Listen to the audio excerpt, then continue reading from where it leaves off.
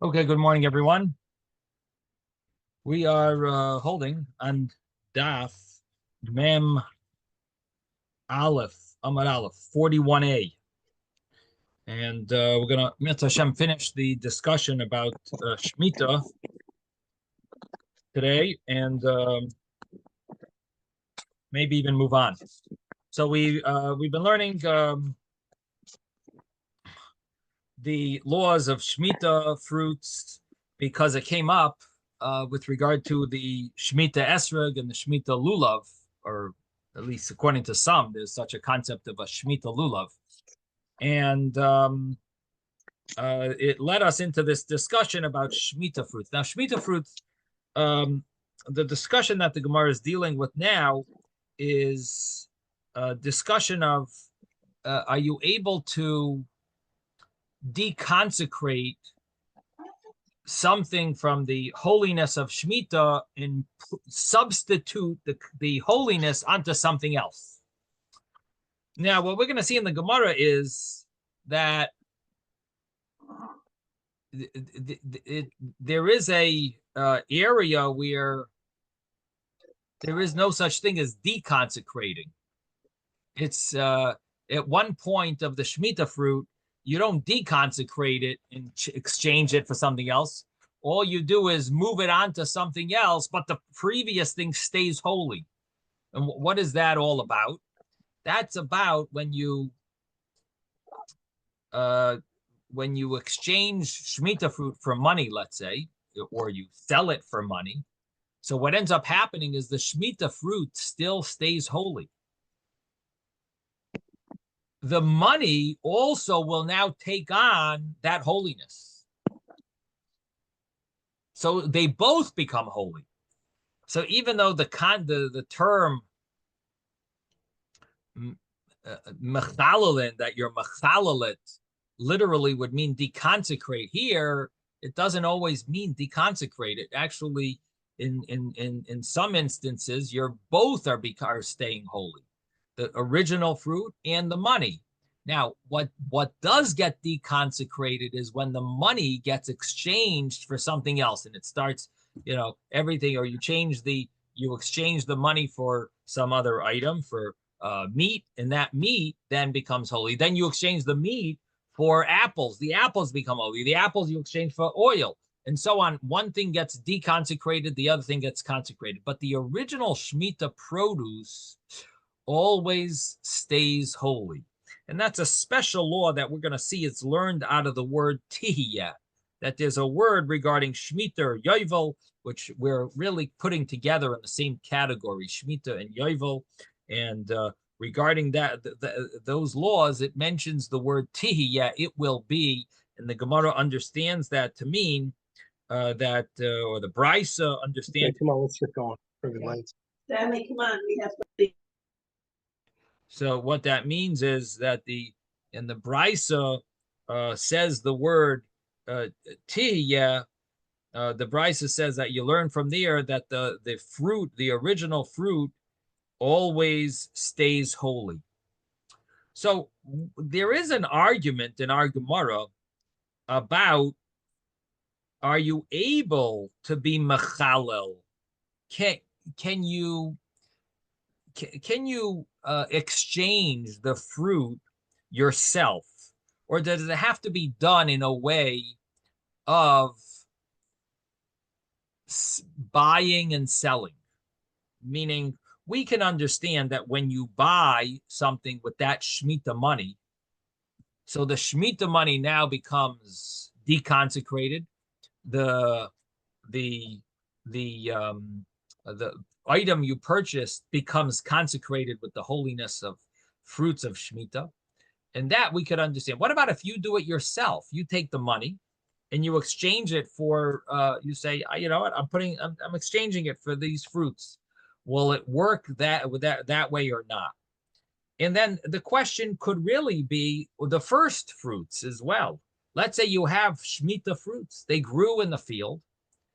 You wouldn't use the term deconsecrating, maybe, because the original fruits always stay holy. But you would say, can you exchange it yourself and say, these fruits are being exchanged for this money? and what both will become holy. Can you do that? Or does it have to be done in a way of buying and selling?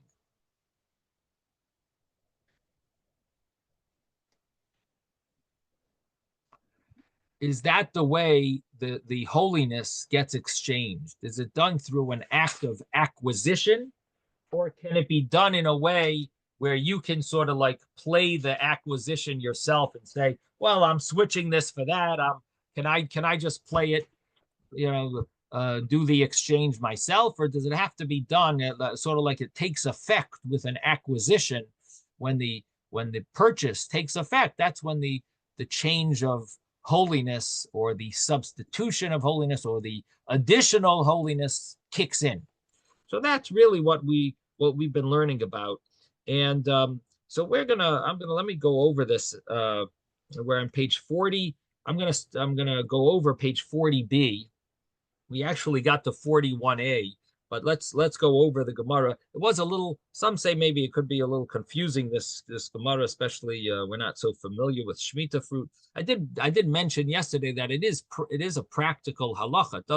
It does affect in today's day and age. It does have a impact on the way people deal with the way people eat in the Shemitah year, and the way people deal with the fruits of Shemitah during the Shemitah year. And we even feel it here in outside of Israel when you get a bottle of wine, and the wine sometimes says this is made from, it's a heter oitzer bezdin. It relies on some type of leniency that they allow, that they are able to charge for the wine, and the wine is Shemitah wine.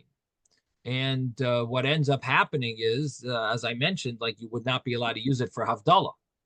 I'm not sure all the details of such wine. We try, it's obviously not ideal for someone to buy it, and it's complicated. Be a lot easier if you just buy regular kosher wine that's not Shemitah wine. But in the case where someone did, I'm not sure how it works if they're really not supposed to bring it outside of Israel even. I think that's something that I guess I'd have to look up about, were they allowed to bring Shemitah fruits outside of Israel. But either way, however it is, it does have practical application, that there is a concept of Shemitah fruits. Now, what is also interesting is that even though we are saying that once you exchange it, the original stays holy, but the exchange sometimes gets deconsecrated. There are cases, for example, let's say there's a farmer, so he sells the wheat of Shemitah, the Shemitah wheat, and the Shemitah wheat stays holy. Now the money becomes holy. Now he sells that wheat to the flour company. He sells it to a flour wholesaler, excuse me. He makes it, let's say, now that flour, that a wholesaler of flour sells it to a bakery. So now when that bakery pays the wholesaler, that money becomes Shemitah money, and the flour is still holy. So we've got twice.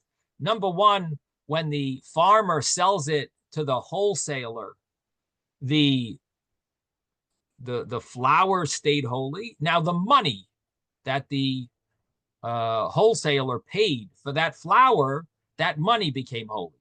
And now the wholesaler sells the flour to the bakery. Again, the flour stays holy. Now the wholesaler has money, that's Shemitah money. Now the bakery sells their baked product to the supermarket, because they sell danishes, or they sell bread in the supermarket from the bakery. So now the bakery paid money for the bread.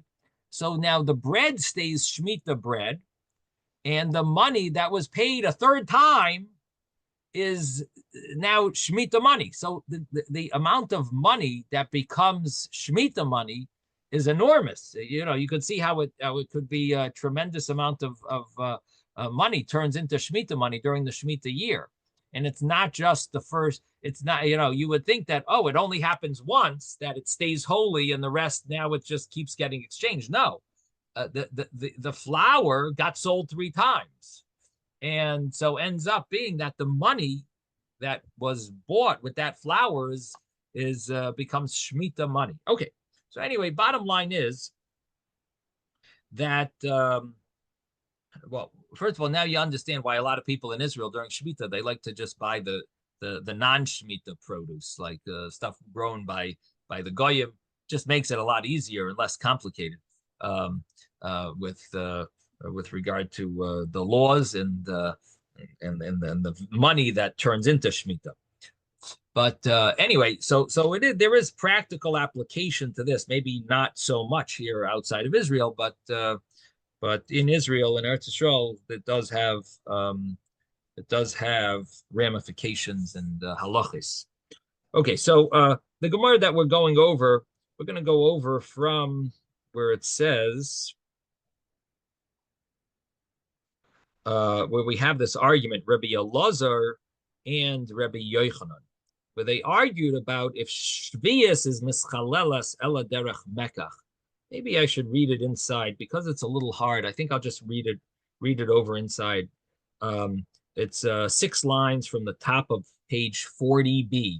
40b, we'll start again. 6 lines from the top of the page on 40b. Mem Amud Beis. Amar Rabbi Elazar. Rabbi Elazar says, Ein shvius mischalelas ela derech mekach. Shemitah does not become you could translate it as deconsecrated. I'd like to say that it just means that Shemitah produce does not get exchanged only in a way of mekach, only in a way of acquisition, of purchase. Rabbi Yochanan says, Bein derech mekach, bein derech chilul. Whether it's done in a way of acquisition, whether it's done in a way where you just say, I'm exchanging this for that. So Rabbi Yochanan says either way works. Rabbi Elazar says no, it has to be done in a way of acquisition. My time at Rabbi Elazar. What's the reason of Rabbi Elazar?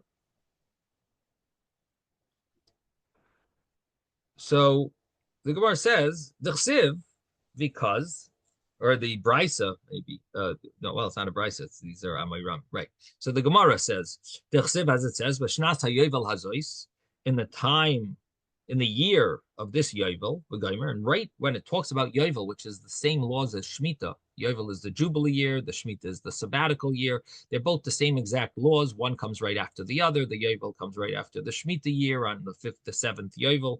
The Jubilee year is the 50th year. So it's every 40, after the 49th year, the 50th year, they're both the same rules.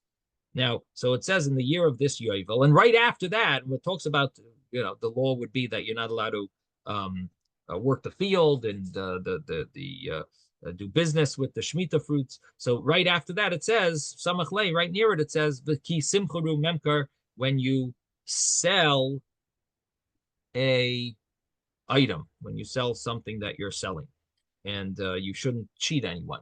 That's the law that comes right after the Yovel law. So the Gemara says, why does it, or I should say Rabbi Yochanan, Rabbi Elazar says, why does it say these two laws right next to each other? He says, you know why? Because it's telling you that when you exchange Shemitah fruit, it only gets exchanged when it's done in a way of mekach, when it's done in a way of purchase. Because right after Yovel, it talks about mekach, purchase. Shows you that it's telling you this law, that it's derech mekach v'lei derech chilul. It's telling you that it gets exchanged in a way of mekach, purchase, not in a way of exchange. You can't just say, I'm exchanging this for that. Which means that if you said, I'm exchanging this for that, according to Rabbi Elazar, the money would not become holy. The money wouldn't become holy. You said, I have these apples that I just grew on my tree on Shemitah in Israel, and you say, I'm exchanging these apples for this $20, 20 apples, $20. I'm exchanging it. Doesn't work. The money does not become Shemitah money. Rabbi Yochanan argues. Rabbi Yochanan says it will. But Rabbi Elazar says it won't work. The money won't become holy. Rabbi Yochanan, my time. What's the reason of Rabbi Yochanan? It says Yovel he kodesh tielachem. It's holy. Ma kodesh ben derech mekach ben derech chilul. Just like kodesh is whether it's done in a way of purchase, whether it's done in a way of exchange, it works. And that, the laws of hegdish, like for example, if you donate something to the Beis Hamikdash and it gets exchanged, it could be done either way, or you exchange it.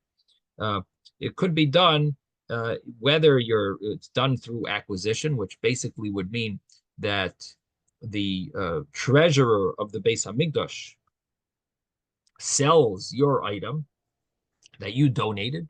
So you made it holy, you made it hegdish, and the treasurer of the Beis Hamikdash then sells it to someone and takes the money to use for the upkeep of the Beis Hamikdash.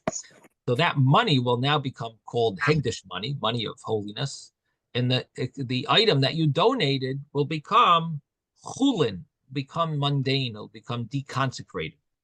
So he says, it says the word kodesh regarding yovel. So we see that just like kodesh, hegdish works, that you could use acquisition, but you could also use exchange and say, I'm exchanging this for that. So the same thing will work with regard to Shemitah.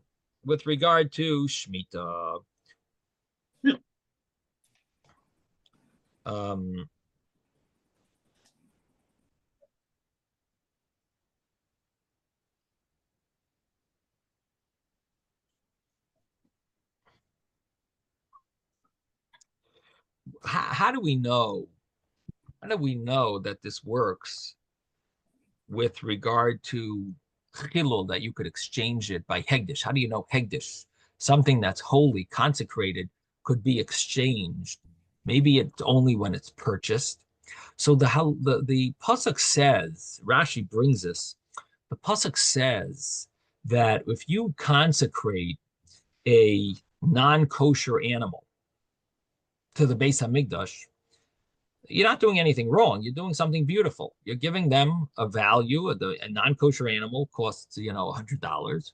You're giving them the $100. You don't feel like you didn't sell it, but you give them the $100. You gave them have a non-kosher animal, give it to the Beis Hamikdash, no problem. You give it as a donation. You're not giving it to be sacrificed. That would be a sin, to sacrifice a non-kosher animal.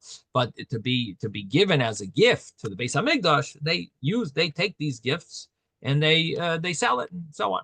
But the pasuk says, but if you decide, you know what, I consecrated it. I wanted to go to the Beis Hamikdash because I want to give them $100, and I have this animal worth $100. It's a non-kosher animal. Say, you know what, I would like to really keep that animal. So what you're allowed to do is give them $105. You give them a chamishisai Yosef. No, I'm sorry, $125. You have to give a fifth. You add 1/5 of it, which I believe is 1/4. It ends up being 1/4. You would give $125 to the Beis Hamikdash, and you would be able to keep that animal. 1/5 of the total. Which is 120, which would be $25. It ends up being 1/4 if you want to use our type of calculations in the secular calculations. The Torah calculations, they call it 1/5. It's really called 1/4. So it would end up being you give $125, and you could keep that non-kosher animal. It's your pet. It's your whatever it is, your animal. But you give the money. So did you do an act of acquisition? No, you just exchanged it. So you see, you could exchange hegdish without an act of acquisition. So Rabbi Yochanan says, if you could do that for hegdish, you could do that for Shemitah also. Why? Because Shemitah says the word kodesh. So if it works for kodesh, and the pasuk says upada be'erkecha, you could redeem it for its value and add a chamishisa Yosef olav, you add a 1/5, and that's talking about consecrating a non-kosher animal to the Beis Hamikdash, to the bedek habayis, to the upkeep of the Beis Hamikdash. So if that works, that it works for Shemitah also. That's what Rabbi Yochanan says. Rabbi Elazar doesn't agree with this. He says, no, it has to be done derech mekach. It has to be done in a way of acquisition. So the Gemara continues, and it says that Rabbi Yochanan learns because it says Kodesh. Rabbi Yochanan, hi, v'chisim kuru memkar ma'yovedli. So the Gemara says, so Rabbi Yochanan, what does he do with this pasuk? V'chisim kuru memkar, that when you sell an item, that it says it right next to Shemitah. What is that? Why does it, or Yovel, why does it, what does it teach us? He says it's needed, or it's needed for him, for the teaching of Rabbi Yossi Bar Chanina, the Tanya, because it was taught in a brisa. Rabbi Yossi Bar Chanina, come and see how harsh is the dust of Shemitah. A person does business with Shemitah fruit. He didn't even work the field, which is the main prohibition of Shemitah. But he just did business with the Shemitah fruit. L'soif, in the end, guess what's going to happen? Guess what punishment will affect him? Midah keneged midah, measure for measure. He did business with the Shemitah fruit. He ends up losing. He thought he's making money. He ends up losing money, losing everything. He loses his betah, has to sell his possessions. He sells his utensils. He sells everything. Shenemar, as it says, b'shnas hayovel hazois, in the year of this, in this year of Yovel, tashuvu ish alachuzasoi. It says he will return to his inherited field. V'samach lei, and right near it, it says v'chisim kurumem kalamisecho, and that when he sells a item to his friend. So we see from here that it's talking about Yovel, because it's a person in this year of Yovel, a person returns to his ancestral field, his ancestral field, and so it's a year of Yovel. And right after Yovel, it says he has to sell his stuff to his friend. So he loses everything because he did business with Shemitah fruit. And that is the connection. So it's not, according to Rabbi Yochanan, it's not to teach us that you can only exchange Shemitah by doing an act of acquisition. That's not what it's teaching us. That's what Rabbi Elazar says. That's why it's connected to the next law of chisim karu, when you do an act of acquisition, that you have to, that you sell your property, you sell your items, your possessions. But Rabbi Yochanan says, no, it's to tell you that if a person does business with Shemitah fruits, which is only called the evka, the avaka, the avaka, the dust, like avak of shvias, but still it ends up having a terrible consequence. That's why it says v'chisim kuru memka right after. Rebbe Lazar haikra Rabbi Yochanan mayovelei. The Gemara says, so what does Rebbe Lazar do with the pasuk that Rabbi Yochanan uses? That Rabbi Yochanan said that it calls it hegdish, kodesh. Ki yovel hi kodesh. That's like hegdish. Should be able to deconsecrate or exchange without making an act of acquisition. He says, I need to say kodesh for another reason, like it said, like it was taught in a brisa. That it's like hegdish, that just like kodesh, it is exchanged. The money that is exchanged for it becomes holy. So also Shemitah, the money that's exchanged becomes holy.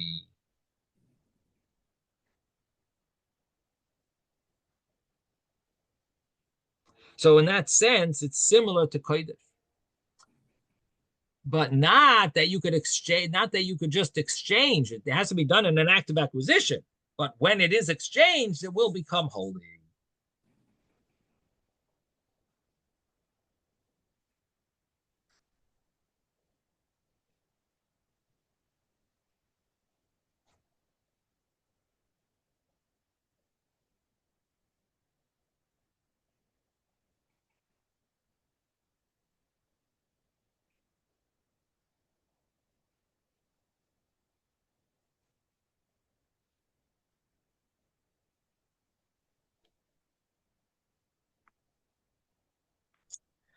So the Gemara says that we have a brisa that goes along with Rabbi Elazar's view. We have a brisa. We found a brisa that goes along with Rabbi Yochanan's view. The Gemara says, Tanya Kavasei Rabbi Elazar, Tanya Kavasei Rabbi Yochanan, Tanya Kavasei Rabbi Elazar. We have a brisa that goes along with Rabbi Elazar's view. Shvius teifeses estameha. Shemitah, it grabs the money and it becomes the money becomes holy. Shenemar, as it says, ki yeveli kodesh tiyalachem.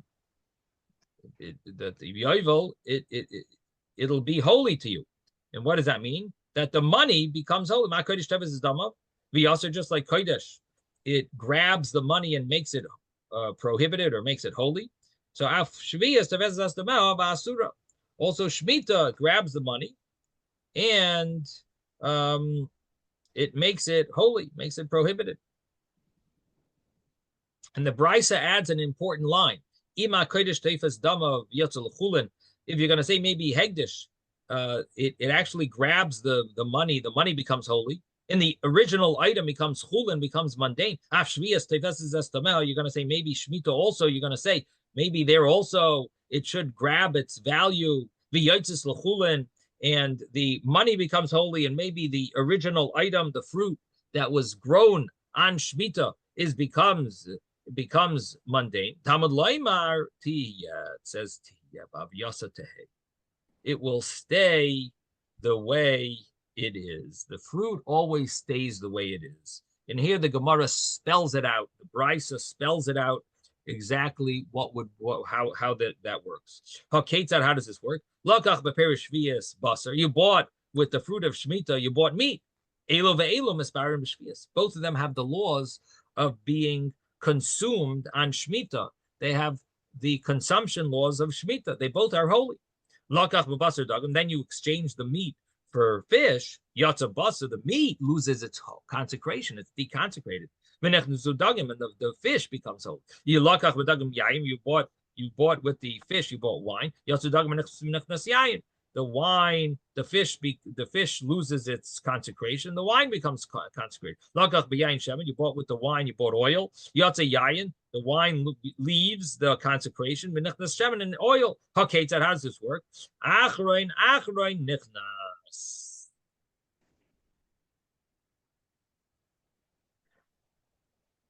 Or nitfas. Nichnas achrein. I see there's two wordings here. One says the last one is nichnas b'shvius, another one is nitfas b'shvius. Either way, it means the final thing becomes holy with the holiness of Shemitah. Upriatzma is asur. The original fruit is also prohibited. It doesn't lose its consecration.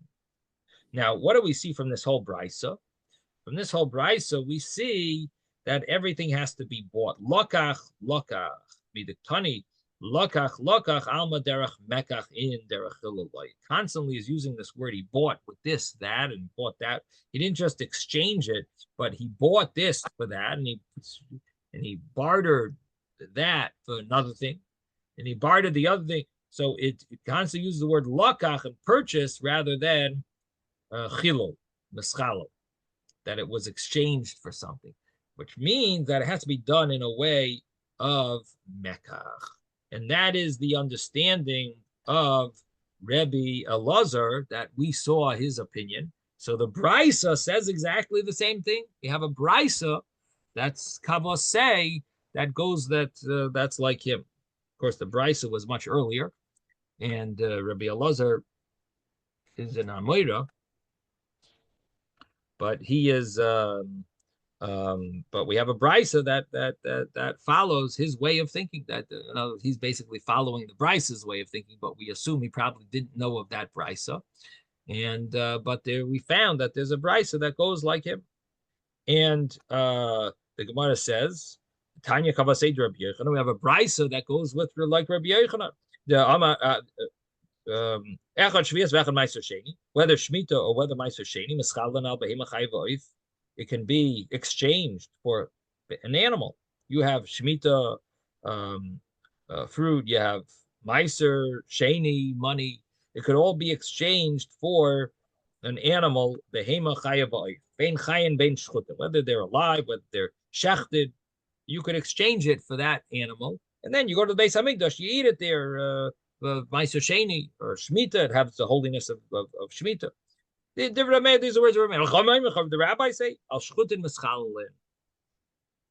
You can exchange your Shemitah money. You can exchange your Ma'aser Sheni money. Ma'aser Sheni was supposed to be eaten and celebrated in Jerusalem.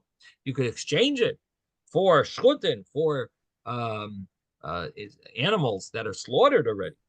Al chayin, but on live animals, ain't mischalin. You can't go and exchange it for a lamb that's alive and then say al shechted, because gzeira, it's a decree. Shema yegadol mehen adorim. We're afraid that you're going to leave it by you. You're going to end up growing from it, or getting flocks of sheep from that one sheep. You're going to end up growing a whole flock from it, and it's going to be cause sin, because you're going to end up not getting rid of it in the right time, and so on, and therefore you can't exchange the holiness of this item onto this live animal, because they're afraid you'll hold on to it and it'll develop into a whole flock of sheep or flock of animals. Now the Gemara says, Amar Rava says machlokes b'zacharim. This whole argument between Reb Meir and the rabbis only applies to the male animal, but the female animal, everyone agrees is a problem. But a keva is page 41a. We just turned the page, 41a. The female animals, everyone agrees. But a keva is divrei hakol al shchutin mischalin, al chayin ein mischalin. For female animals, everyone agrees you can never exchange for female animals, because the female animal, they're worried, as the Gemara says here, we're afraid that you are going to bring up a whole flock of sheep from this holy sheep, and you're going to end up transgressing later, because you're not going to get rid of them in the right time, and so on. And therefore, everyone would agree that you can only exchange for something slaughtered already. You can't exchange for something live. That if it's a female. If it's a male, that's where you have an argument, because according to Reb Meir, you could exchange for a male animal, because what's the problem? The male animal you're going to keep. The male animal is not getting pregnant, but the female animal will get pregnant, and the children will be considered holy. And according to the rabbis say that even a male animal, the rabbis say that we are concerned because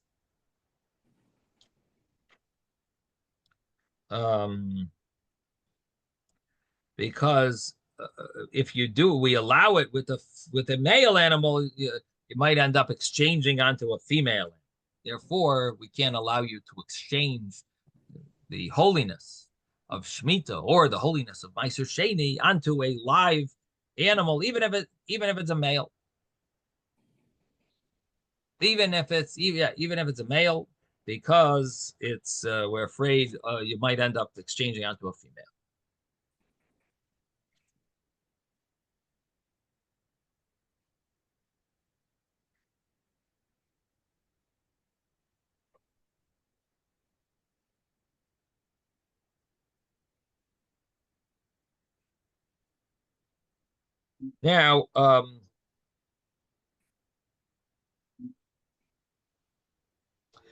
Now, this basically gives us a little understanding of this law about Shemitah fruits, how it works, and how you can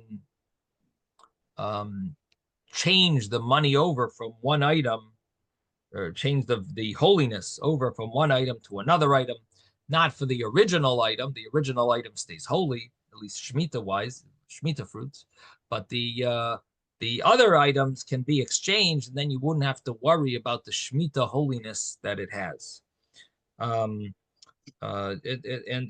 we also learned about this discussion about exchanging the holiness onto an animal, if it's alive or if it's slaughtered, if that's acceptable or not, if it's a male or a female. And we got ourselves into that argument of Reb Meir and the rabbis.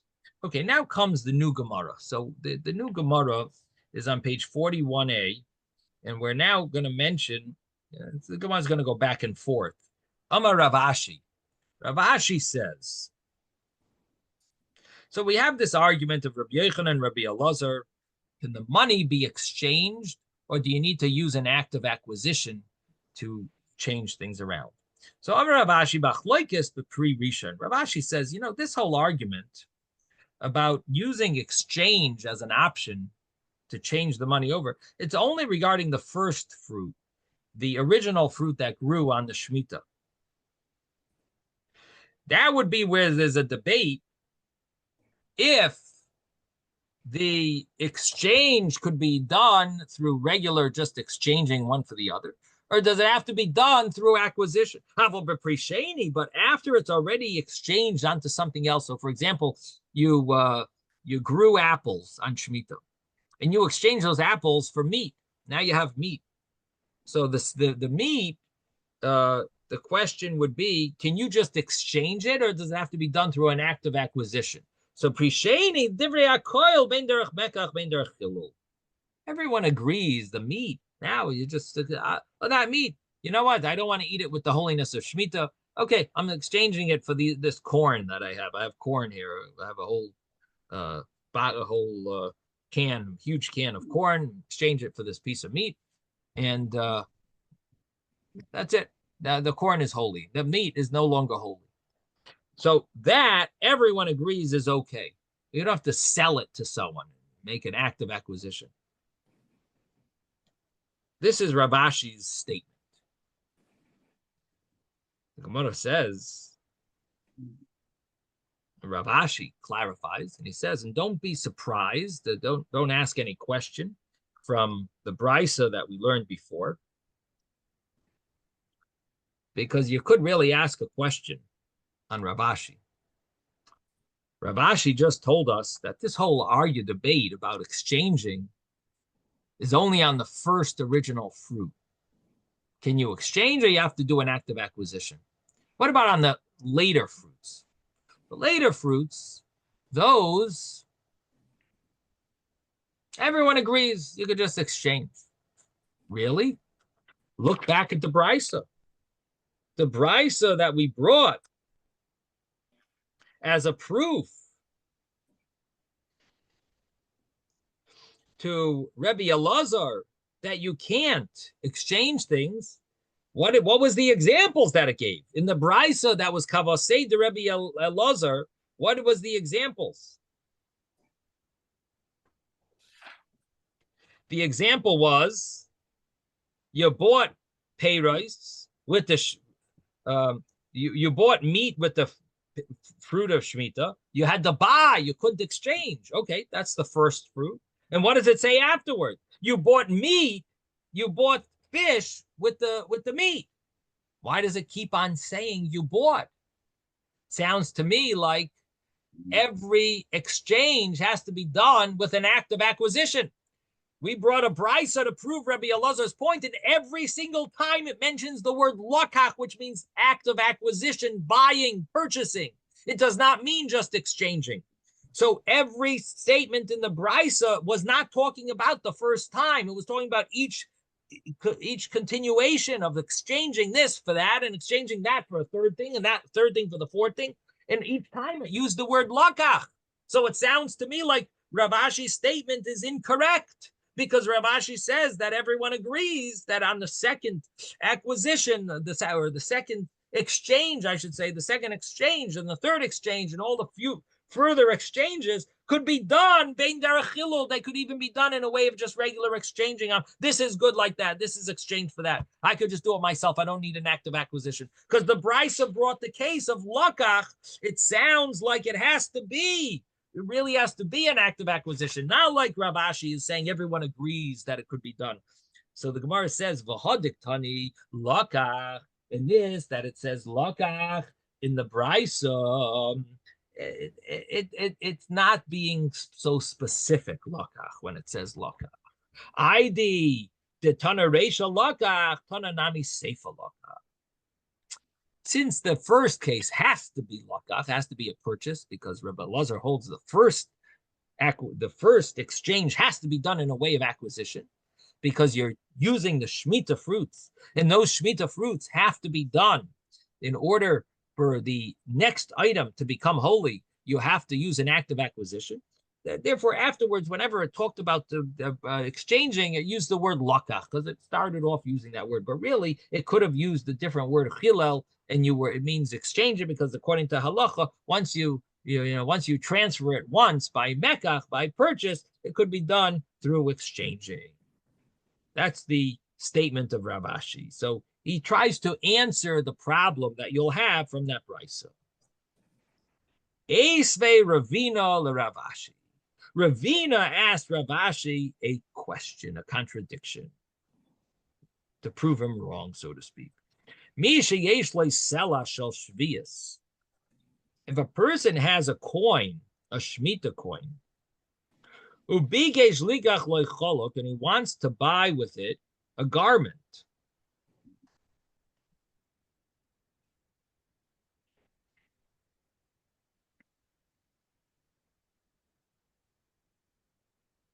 He wants to buy with it a garment.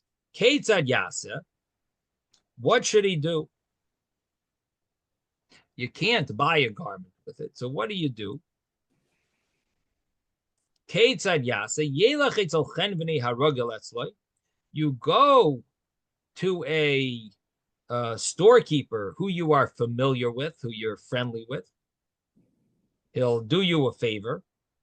And tell him, tenli besela peiros.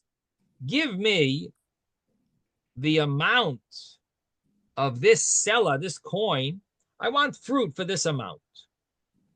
And he gives it to you. And then you go back and tell him, then you give him these fruits back, and you say, listen, thank you for giving me this beautiful pomegranate. I bought, I gave you a sela coin. You gave me a pomegranate, and now the pomegranate is kadosh, with holiness of Shemitah. Now, you know what? I'm going to give this pomegranate back to you, and this is a gift. It's holy with the Shemitah holiness. It's nesunim l'cha b'matana. It uses plural here, so I'll just say 2 pomegranates instead of 1. These fruits are given to you back as a gift. In other words, they're holy with the Shemitah holiness, these 2 pomegranates. But because you're helping me do this exchange, and you anyway like pomegranates, you're going to be eating these anyway. So you'll eat them with the holiness of Shemitah. What do you care? In this way, I can get my coin deconsecrated. And then, I'm sorry, I skipped the line. And so the storekeeper says, you know what, Yankelev, I like you. You're giving me these 2 pomegranates back. I understand what's going on here. You want to deconsecrate that coin, and you're looking for someone who's going to be eating fruit anyway. He can eat it with the holiness of Shemitah. I'll do that for you. I'm going to eat these 2 pomegranates. You consecrate it onto the pomegranates. I'll sell you 2 pomegranates for this coin. The coin is no longer holy. The pomegranates are. And now you give me those pomegranates as a gift. I'm going to eat them with the holiness of Shemitah, no problem. And here's the coin back. He's doing him a favor. He's giving him back the coin.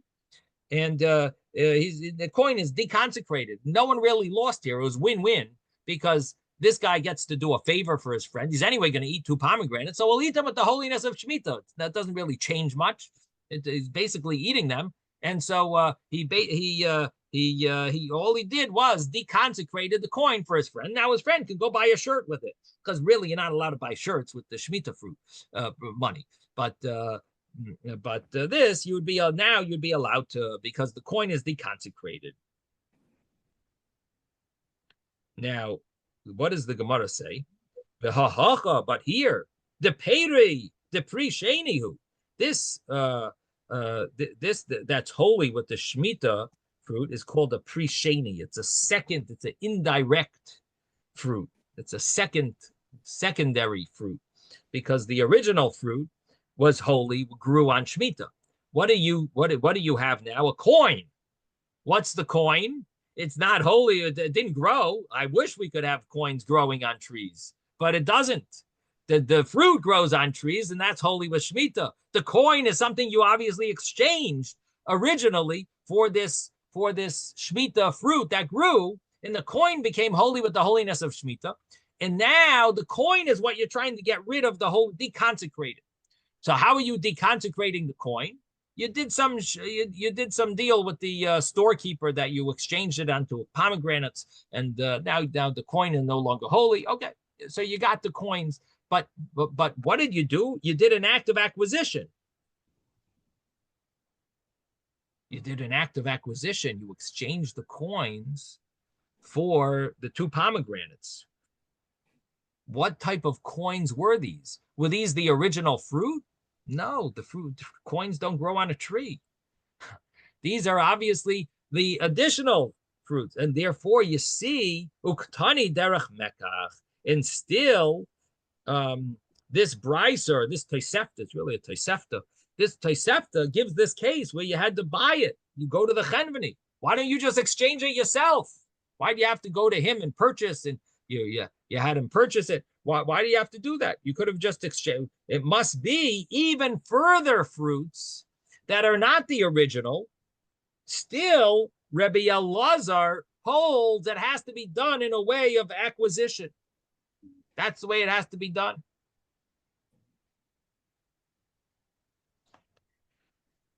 Uktani derech makachin derech ilaloi, and the Gemara says, the Gemara says that you see, and this is Ravina telling Rav Ashi, you see that it says only in a way of mekach, in a way of acquisition that works in, yes, that's good, but derech hilul, but if you do it in a way that you are exchanging it, loy, it doesn't work. You can't do that, even though we're not talking about the original fruit. So here we got a good source, because it's not, you can't give the same answer that we gave earlier. Earlier we gave an explanation. We said, the first case has to be talking about purchase. So it mentions purchase option later as well. Here, this is the case. The case is that it's talking about a pre-sheni. It's talking about a second fruit, not the original fruit. It's talking about the second level, pre-sheni, which basically means the money of the Shemitah. And that's what you're exchanging. And still, it has to be done in a way of mekach, a way of buying and selling. Ella Amar Rav Ashi. So rather, Rav Ashi says, you're right. I have to say a little, I should have said it this way, that or the way Rashi understands it is Rav Ashi didn't change. The Gemara understood Rav Ashi probably said this, and the Gemara says that can't be. Ravina asked a contradiction. So the Gemara says it must be Rav Ashi must have, what he said must have been as follows. Rav Ashi must have said, oh, Amar Rav Ashi, rather Rav Ashi said the following. Machloikis beprisheni. Everyone argues about the second fruit, that the second fruit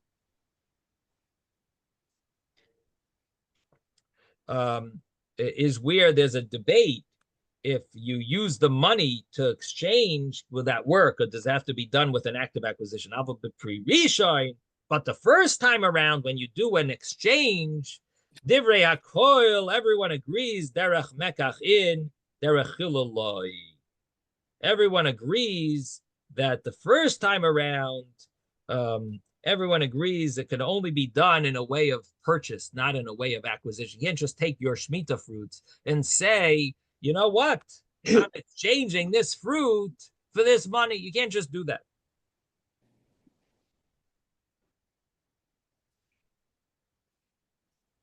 In this, that it says in the Brisa that proved Rabbi Yochanan that was a proof to Rabbi Yochanan. The Brisa said that you could be exchanged Meiser Sheni and you could exchange Shemitah. Echad Shvias v'echad Meiser Sheni. Whether Shemitah, whether Meiser Sheni, you could just exchange it. Now that Brisa seemed to imply you could exchange it for an animal. Sounds like you could exchange the original as an exchange, not just as a purchase. The Gemara says, no. My shvius, the may shvius. Shemitah doesn't mean Shemitah that you could exchange the original. You can exchange the money from the Shemitah fruit. The May Shvius, the Eloi Temahachi, because if you're not going to say that, Meiser, do you think the Meiser means Meiser Mamish? The Meiser means the actual Meiser that you're going to exchange for, you're going to exchange it for an animal? V'haksiv, doesn't it say by Meiser that when you exchange Meiser produce, you have 100 apples, you have to take 10 of them and give it to the Levi. Then you take another 9 of them, you get left with 90. You got to do Meiser Sheni. Meiser Sheni is you're left with 90. You take 9 of them and you go to Yerushalayim and you eat those 9 apples and you rejoice with Hashem. Take your family, each of your 9 members of your family, you give them each an apple and you're all rejoicing and thanking Hashem for the land and everything that you have. And you those apples, it's too much to carry 9 apples to Yerushalayim. I want to switch it over for money. I'll switch it over for $10. When I go to Yerushalayim, I'll buy apples. What am I going to carry apples with me on my back a whole travel? I'll buy apples right there in Yerushalayim. There's a store. I'll buy apples. So what do? I could buy anything or other stuff. I could buy kiwis, whatever I buy in Yerushalayim. So the thing is, Meiser, are you able to? Is it possible that the Meiser is being exchanged for an animal? You can't exchange Meiser for an animal. By Meiser, it says you have to exchange it for a coin that's minted, a minted coin. That if you want to exchange it, you exchange it onto a coin, something that's minted. Ella, the May Meiser must be that you're exchanging it. You're exchanging it because once you exchange it onto the coin, then you can exchange it and buy something. You can buy something with it, so you're going to buy an animal with it. But the original Meiser, you wouldn't be able to just buy an animal with.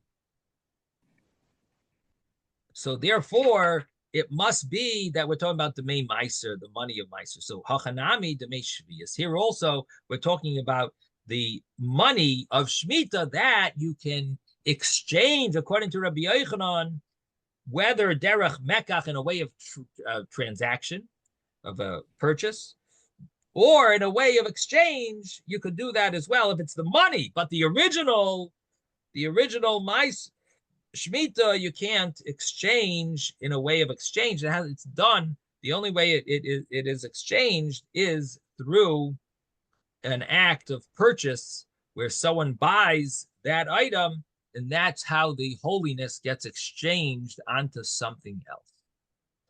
And that concludes the discussion of Shemitah. Okay, is that clear or was that too complicated? Should I try to just give a little summary now?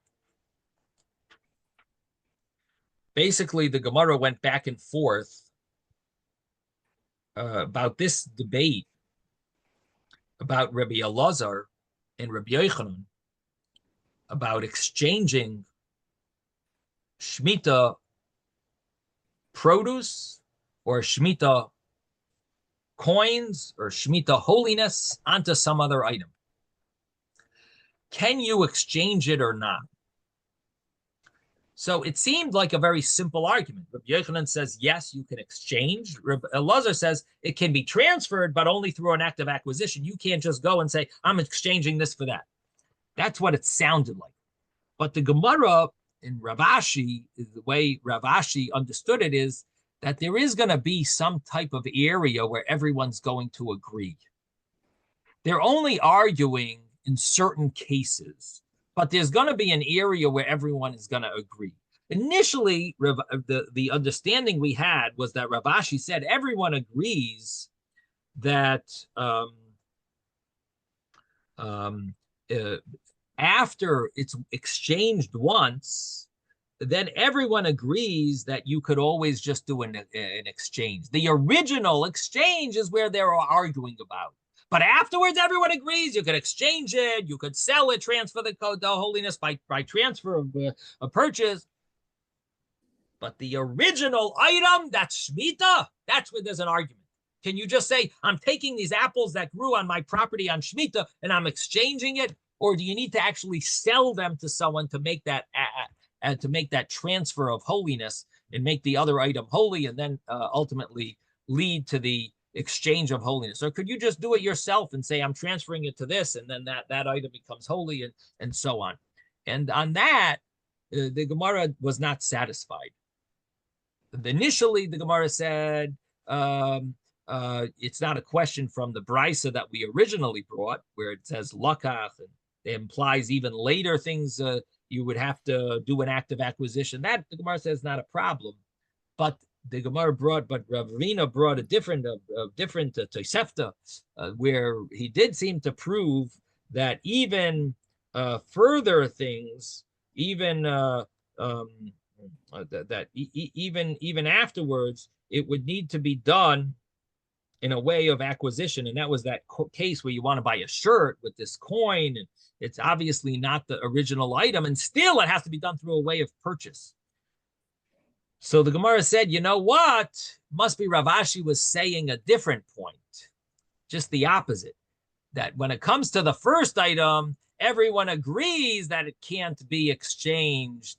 You can't just say, I'm exchanging this original fruit for that, and then the holiness goes on to another item. No, that has to be done by transaction.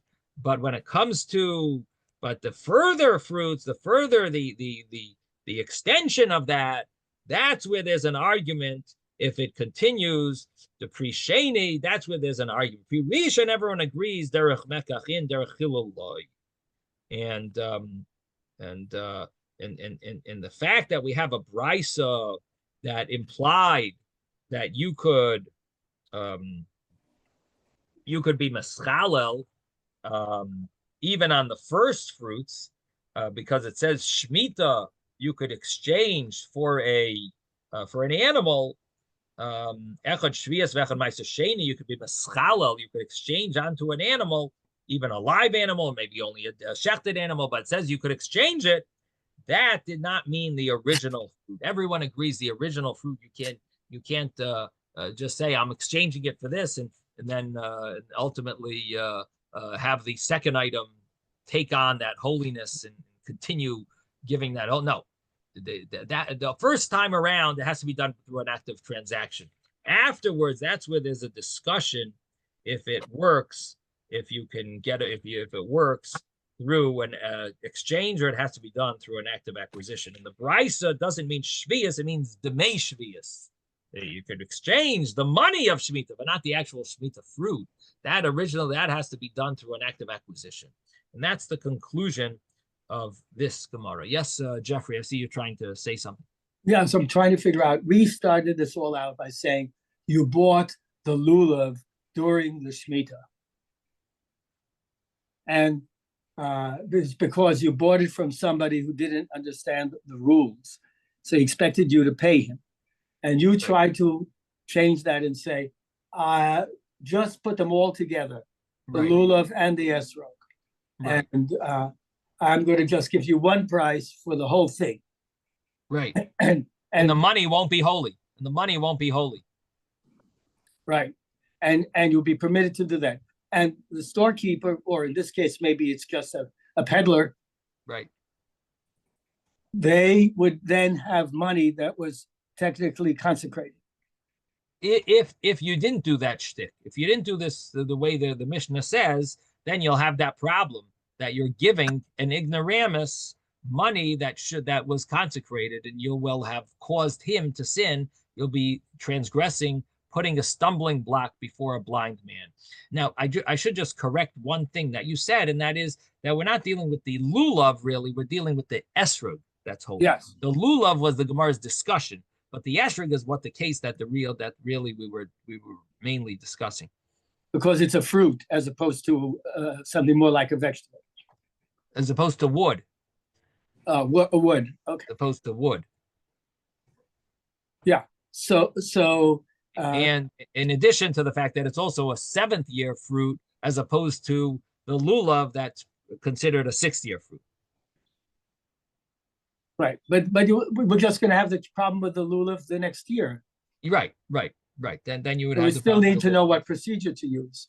Right. No, correct. But yes, I'm just saying the case of the Gemara, the case that we were mainly dealing with was the esrog case. That was the Mishnah's case. But that's not considered mekach? Yeah, that is considered mekach. And therefore, if you don't buy the esrog, instead he gives it to you as a gift, then you get around the mekach problem because it was not even bought. It was just given to you as a gift, and there was no money that was exchanged for that gift. There was money exchanged for a lulav. That's a 6th year lulav, or that lulav doesn't have the holiness of Shemitah, but the money was not exchanged for that esrog, and therefore you have no problem. There's no mekach issue there, but there could have been a mekach issue if you would have bought the esrog outright. It's a succession of very complicated steps. Okay. Because, for example, in modern days, we're bringing these things from far away. Even in medieval times, they were bringing the things from far away. It's not one peddler who went and cut down the palms and is selling to you or exchanging with you or whatever he's doing. It's somebody far away has harvested these things. If they're from Israel, that's where we have the problem. If they're not from Israel. Well, actually, no, I must correct you. It seems that this was done on a very individual basis here, and that's why it's not called Shemitah, a commercial selling. We're dealing with something that's permissible mitzad Shemitah selling because it was not done in a commercial way. He happened to have an extra esrog that he decided to sell to you. Right? So this is not you're thinking of the Industrial Revolution and all the new, all the ways we you have a million fields and you have a whole production.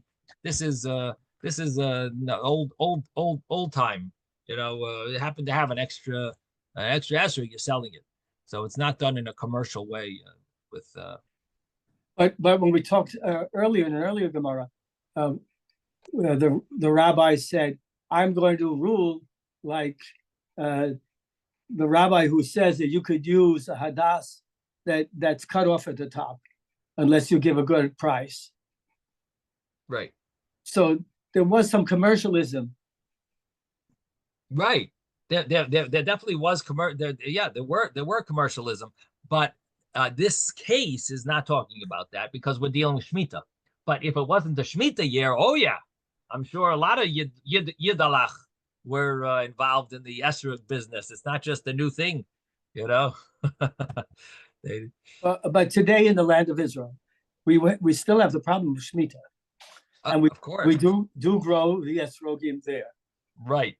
So presumably everybody understands that we're going through a process in this case, and we're taking it as a gift, and you're paying him for transport, or you're paying him for something different. Right.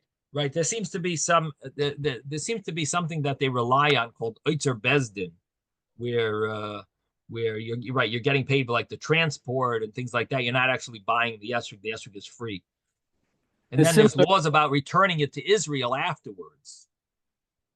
After you finish with it, you return it to Israel. Well, you don't destroy it. You let it. You give it back to the. Yeah, I forgot already.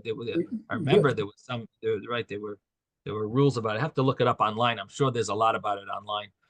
about what to do with the But- esrog. You have a Shemitah esrog here, right? Right. I guess it's allowed then, if they, I guess you're allowed to bring the fruit outside of Israel then if they brought esrogim here, unless it was on the condition. Yeah, I have to look it up again, but I guess that's a good proof. Thank you for mentioning that. That sort of like proves us that I guess it's allowed. Yeah. I thought I understood also, if you just put it aside, that it's like hefker. But they said earlier in the Gemara that they would save them, and in another year that the people who could not acquire one might be able to use it if they saved it properly. Right. Okay. So would you have once you've acquired it, whatever the means was, presumably then you could transmit it to somebody else. Well, again, you want to sell it now? So it's a Shemitah. It's a Shemitah one that you're keeping. Shemitah lulav. Shemitah one. Oh, that could be a problem. Biur, there's laws of biur when that's no longer on the trees. If there's the esrogim are finished from the trees, it's no longer available. Then that would be a big problem. But you have to understand that Gemara to be a case where it wasn't a Shemitah. But you're saying that that they would inherit it to their grandchildren. Oh, so that you have to say it wasn't talking about in Israel, or it wasn't an esrog from it. They brought it from Italy. That was an Italian esrog. That's what you have to say. Otherwise, you would get into a problem of Shemitah. Right. Good point, Jeffrey. Okay. Yeah, you have to say that either wasn't in Israel or they took an esrog that was not from Israel. I find it, it's extremely complicated, actually, compared to other things. To add this, we are discussing lulav and esrog and sukkahs and how you build a sukkah. And so there are complications with that, but, it's all for the same purpose. It's all for the holiday, et cetera, et cetera. But now it's a different kind of level of discussion here, because it involves many, many other products besides just esrogim. And we're trying to get generalities. It's not just that the fruits and the vegetables, whatever, that we use for the holiday that are involved, but we're really trying to derive the rules for anything that's beyond what is just hefker in the field that you go out and you just eat right away. You know what? You lost me on the last point. Everything else was great. This last point, I'm not sure. I'm not sure I'm able to follow. I'm just saying that we've taken this to a different level, in the sense that we're not talking about sukkahs anymore necessarily. We're talking about all of the things from the Shemitah year. Right. We sort of like went off track a little. Right, but and it's very complicated, and listen, everything is complicated. Okay, all right. But that's the enjoyment. You got to work through. I always like the term libun hilchasa. Yes, you told me. Clarify. I hate when people don't answer questions and they sort of like say, well, it never happened. Why would you want to do that? No, I want to know what the halacha is, even if, let's work it through and figure it out, instead of jumping around. Let's try to work it through. Let's see what would be according to this rabbi and according to that rabbi, and what would the final law be. So anyway, it's complicated. Everything is that's part of the work. We got to use our heads. Anyway. In fact, it says about the chomer and levanim in Egypt, right, that they had the backbreaking labor. It's in the Zohar. It says do kal v'chomer. V'chomer is do kal v'chomer. So the commentaries explain, what does the Zohar mean? That had the Yidden worked hard with their heads on kal v'chomers and gzeira shavas, and they would have worked hard, they would have fulfilled all the decree of Mitzrayim, of hard backbreaking labor. They would have fulfilled it with their hard work that they did with their head. They wouldn't have had to do the physical. We could all the suffering of Golos we could get through if we suffer in our heads now to try to work out and try to work hard on the Gemara. We actually we push away any other type of suffering that the Yidnas Chas v'Shalom would have. We could get rid of it if we make our heads burn wood and coal and make smoke.